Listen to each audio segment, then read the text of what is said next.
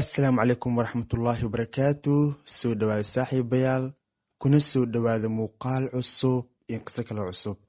saaxiibayaal, qisadeenna caawa waxay ka dhacday dalka sacuudi carabiya, waxayna dhacday sanadka markuu ahaa 2009.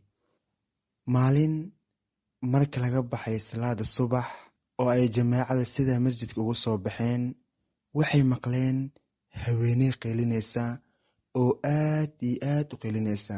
waadna ogtihiin xilliga salaada subax dadka intooda badan way jiifaan, magaalada aad iyo aad ay u degan tahay. marka deganaanta jirtay ayaa keentay in qayladeeda aad loo maqlo. kadib jamaacadii way soo baxeen, waxay imaadeen haweeneyda xaggeeda. kadib waxay arkeen haweeneydan oo taagan gurigeeda banaankii oo aad u sii qilinaysa. kadib waxay dhaheen maxaa kugu dhacay? haweeneyda waxay dhahday tuug ayaa noo soo galay, kadibna wuxuu dilay ninkeyga. kadib jamaacadii waxay sameeyeen, isla markiiba waxay waceen booliska. wax ay farax la galeen ma lahan, meydkii ma aysan taaban, guriga gudaha ma aysan u galin, toos waxay u waceen booliska. isla markii meesha waxaa imaaday booliska oo waxay arkeen haweeneydan oo taagan albaabkeeda hortii iyo meydkan oo yaala ninka dhintay baawuurkiisa agtii. macna ninkan baawur ayuu lahaa, marka meydka wuxuu yaalay baawuurkiisa agtiisa. haweeneydan way taagneed, jamaacadiina sidaa ay u taagnaayeen. kadib adiga waxaa la qaaday meydka oo waxaa la geeyey meesha lagu baaro meydka si loo ogaado sababta ka dambeysay inuu ninkan dhintay, haddii la dilay, hadduu isaga iska dhintay, haddii sulna siiyey, haddii hub lagu dilay. adiga sababtay u qaadayaan ay u baarayaan waxay tahay in la ogaado sababta ka dambeysay ninkan inuu dhinto. oo waxay bilaabeen inay baaraan cidda ka dambeysay ninkan dilkiisa.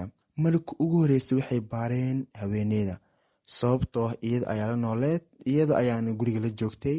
ninkan xilliga laga dili waxa waaye 9 saac habeennimo, marka iyada ayay noqotay qofka ugu horeeya ee la baaraya. haweeneyda ayaa la weydiiyey siday wax u jireen, siday wax u dhaceen.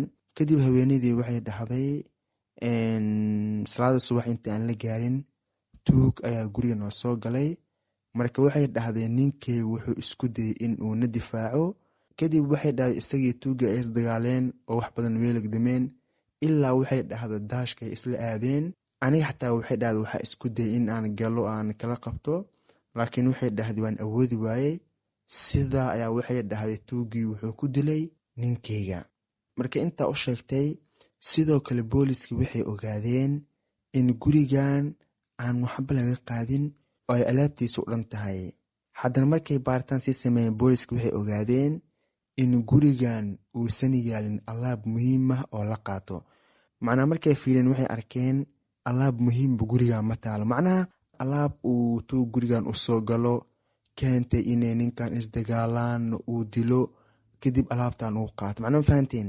tuugan in uu ninkan naftirkiis la dagaalo oo uu dilo, alaab uu qaato, macnaha alaab saas muhiim wax dhan guriga ma yaalin. waxaana caddaatay in wax alaab la qaadan. haweeneydan waxay dhahaysaa ninkan guriga ayuu soo galay, isagii ninkayga isdagaaleen, kadib ninkayga ayaa la dilay. macnaha hadalkaas uu cuntam waayey booliska. kadib booliskii waxay haweeneyda ku dhaheen mobilkaaga noo dhiib. macnaha waxay rabaan mobilkeeda in wax ka baaran. mobilkay u dhiibtay. kadib booliskii markay mobilka baareen waxay arkeen haweeneydan in uu nambar soo wacay. weliba nambarka wuxuu soo wacay inta uusan dilka dhicin saacad iyo bar ka hor. adiga wuxuu soo wacay 9 saac habeenimo meelahaas, waa salaada subax 1 saac bar ka hor. marka waxaa laleeyahay qofkan ku soo wacay xilligan yuu ahaa. marka waxay dhahday waa qof aan wax u dirsaday alaab iyo waxyaabaha, alaabta ayuuna ii keenayay, sida ayuu ii soo wacay. waxaa la dhahay 9 saac habeennimo oo ay xilli dambe tahay, ma qof inuu alaab kuu keeno kuu soo wacayay? wax sheegaa le macquul ma ahan.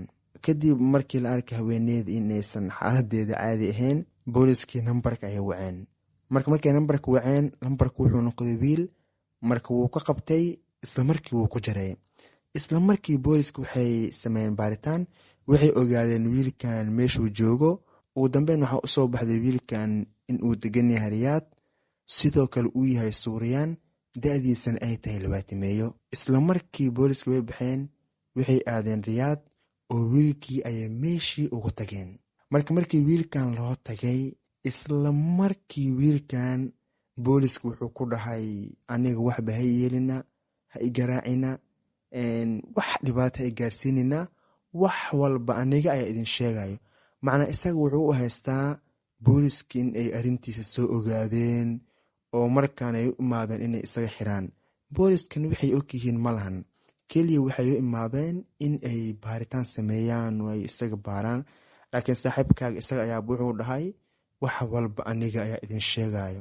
booliska waxay dhaheen aniga waxaan gaarsiinayn ma lahan, mana ku dhibaateynayno, waxa aan rabnan waxay tahay ayay dhaheen inaad wax noo sheegto ee waxaad ogtahay noo sheeg. kadib wiilkii wuxuu dhahay aniga iyo haweeneyda xiriir ayaa naga dhexeeyey. waxaa lay haweeneydee wuxuu dhahay ninka la dilay xaaskiisa iyo aniga xiriir ayaa naga dhexeeyey, waxaana ku heshiinay in aan ninkan dilno, kadibna labadeena aan isguursano, hantidiisan aan qaadano, sidaana aan ku wada noolaano. mafahante? macnaha ninka la dilay xaaskiisa iyo ninkan wayba isla socdeen, dad xiriir leh ahaayeen, labadoodaan isku waafaqay in ay ninkan dilaan, kadibna hantidii ay qaataan, sidaa ay iskula noolaadaan. marka saaxiibkaaga markuu intaa sheegay waxaa la hayay wad maxaa kaloo xiga. marka wuxuu dhahay mar walba waxaan gaadaynay jaanis aan ninkan ku dilno.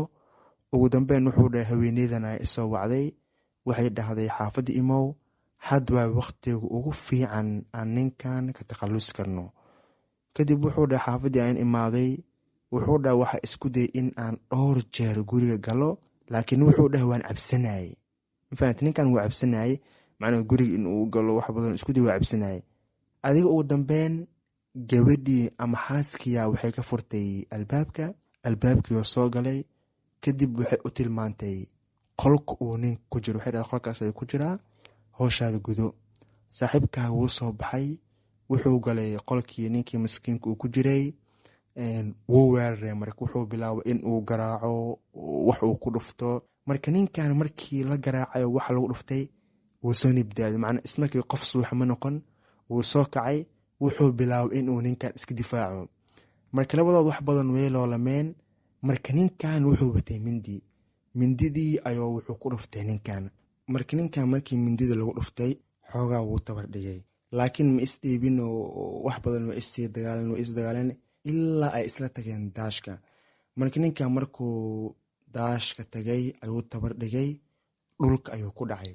marka nasiib wanaag ninkan markuu ninkan kale iska difaacayay, xoogaa ninkan dhaawac ayuu u geystay. macnaha markuu saan iskaga difaacayay wejigiisa ayuu xoogaa u xoqday, qoortiisa, meelahaas. marka ninkan been ma sheegi karo, sababtoo calaamadihii ku yaalmo ninkan markuu weerar kadib oo ninkan soo kacay, macnaha meelihii laga xoqay, cijii wixii gaareen, marka calaamadii wixiina ku taalay. kadib ninkan arrin naxdin leh ayuu sheegay oo wuxuu dhahay aniga ninkan intaas soo ku sameeyey, waan garaacay, si kasta waa yeelay, laakiin wuxuu dhahay aniga ma dilin. ninkan wuxuu dhahay aniga ma dilin oo waxaa dishay xaaskiisa. kadib ninkan waxaa la dhahay waayahay. marka xaaskii ayaa loo sheegay, waxaa la dhahay ninkan sidaan ayuu dhahay, ninkaagana adiga ayaa dishay, wax ka dheh.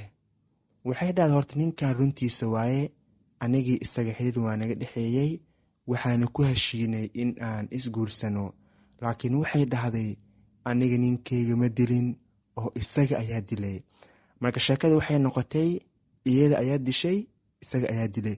waxay bilaabeen inay is-aadaadiyaan. xitaa markii maxkamadda la geeyay labadooda, maxkamadda arrintooda way ku wareertay. ninkan wuxuu dhahoyaa iyada ayaa dishay, iyadana waxay dhahaysaa isaga ayaa dilay. adiga maxkamadooda iyo sheekadooda way dheeraatay, cabaar ayay socotay. ada ugu dambeyn wixii lees jiijiido oo adiga dishay iyadaa dishay lees dhaho, ugu dambeyn maxkamadii labadooda way xukuntay oo wiilka waxay ku xukuntay dil toogasho, gabadhana waxay ku xukumeen 15 sano oo xabsi ah. dabcan waxaan umaleynaa wiilkan markii cadeemi iyo waxyaabo ay babaareen inay isdhaheen ninkan isaga ayaa dilay, sidaana keentay in lagu xukumo dil toogasho. haweeneydana maadaama ay ka dambeysay ninkan ay kaalmeysay oo wixii dhanbo ay iyada lasoo hagaajisay, iyadana keentay in sidaas lagu xukumo 15 sano xabsi ah.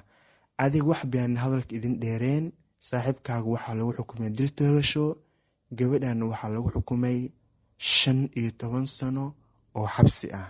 marka saaxiibayaal, sheekadeena caawo halkaa ayay ku dhammaatay. waxayna ahayd sheeka yaabkeeda wadato.